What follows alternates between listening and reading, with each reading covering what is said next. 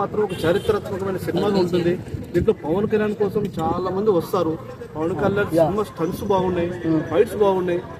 అంతకంటే మించి MM Keeravani music బాగుంది. అయితే మరి చూసుకుంటే ఈ సినిమాకి ఇద్దరు డైరెక్టర్స్ మారారు.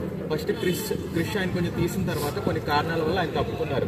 దాని తర్వాత ఏఎం రత్నం వాళ్ళ అబ్బాయి జ్యోతి కృష్ణ మొత్తం కంప్లీట్ చేశారు. మరి ఇద్దరు మాట మళ్ళీ అవుట్పుట్ అన్నది తేడా వస్తుంది. ఇప్పుడు ఒకటి సినిమాలో నార్మల్ పెట్టండి, నేను లో క్లాస్ మిడిల్ క్లాస్ అందరూ చూసేటట్టుగా టికెట్ పెడితే బాగుంటుంది. ఇంకా హరిహర వీరమల్లు సినిమా విషయానికి వస్తే సినిమా మాత్రం ఒక చరిత్రాత్మకమైన సినిమాగా నిలిచిపోతాను అనుకుంటున్నాను. ఎందుకంటే దాంట్లో పవన్ కళ్యాణ్ స్టంట్స్ కానీ, పవన్ కళ్యాణ్ ఆయన డేట్స్ కూడా ఎంత అడ్జస్ట్మెంట్ చేశాడో, ఆయన పడిన బాధ కూడా చెప్పాడు. ఆయన స్టేజ్ మీద ఏమని చెప్పాడంటే, ఆయన వాకింగ్కి వెళ్ళే టైంని వీళ్ళకి కేటాయించాడట. నేను ఎక్సర్సైజ్ చేసుకుంటాను, రోజు మార్నింగ్ వాకింగ్కి వెళ్తాను, ఒక 2-3 అవర్స్ వెళ్తాను, దాన్ని మీకు వదిలేస్తున్న షూటింగ్ అన్నమాట. అంత టైం షెడ్యూల్లో ఆయన కేటాయించి దాదాపు 6 ఏళ్ళు పట్టింది సినిమాకు. 6 years పట్టింది. 6 years నుంచి